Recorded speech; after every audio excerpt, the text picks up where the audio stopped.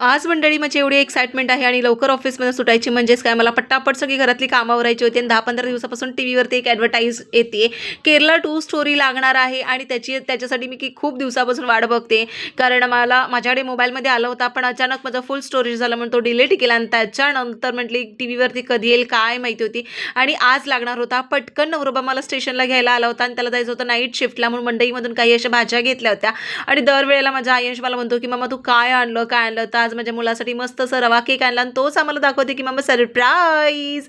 किती गोड वाटतं ना सगळ्या मोमेंट. तो समोरून आम्हाला सांगतो, की "मम्मा नाही डॅडी, डॅडी तू डोळे बंद कर, मी तुझ्यासाठी सरप्राईज आणलं." तिघांनी छान बसून असा रवा केक खाल्ला आणि त्याच्यानंतर मंडईमधून अशी छान अशी कैरी आणली होती, ज्याची मला चटणी करून खायची. आता पिके आंबे तर आम्ही खाल्लेच नाही म्हणा, पण चल ठीक आहे, जाऊ दे चटणी तरी खाऊया. आणि आता इथे पटकन मी स्वयंपाक करून घेते आहे आणि आता आजचा हा ड्रेस घातलेला होता ना, तो एक लोकल शॉपमधून घेतला होता. मला प्रचंड आवडला होता आणि गावी गेली होती तेव्हाच मी हा खरेदी केला होता. खरंच खूप आवडतो मला असे 3 पीस घालण्यासाठी आणि खरंच आता तुम्ही बघताय बघा केरला स्टोरी 2 टीव्हीवरती पहिल्यांदा लागणार होती. फक्त 10 मिनिटं होती माझ्याकडे आणि भरभर सगळा स्वयंपाक आवरून घेते आहे. कारण दीपकला जायचं आहे शिफ्टला, ड्युटीला जायचं आहे म्हणूनच ही सगळी तयारी धडपड म्हणजे चालूच होती. आणि म्हटली ठीक आहे तुमच्यासोबत ही एक्साइटमेंटसुद्धा तुमच्यासोबत शेअर करूया. जेवण वगैरे खाऊन घेतलं आणि मस्त टीव्ही पाहायला भेटली. आजच्यासाठी एवढंच. बाय.